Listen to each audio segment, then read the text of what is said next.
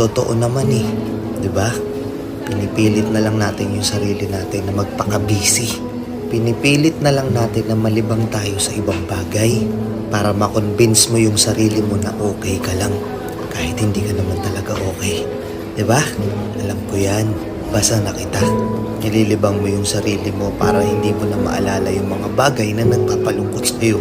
Kasi every time na mag-isa ka na lang, every time na wala ka nang ginagawa, naaalala mo yung mga bagay na ayaw mo nang maalala. Naiisip mo yung mga bagay na ayaw mo nang isipin.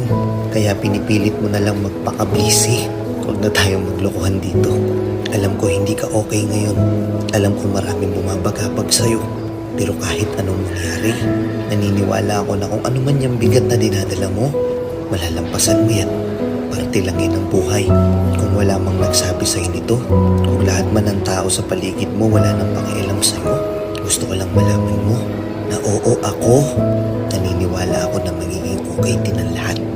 Kaya ikaw, umiti ka naman kahit kunti. Huwag mong hayaang yung kalungkutan mo na yan sirain yung magandang ngiti mo. Deserve mong maging masaya. Ako nga.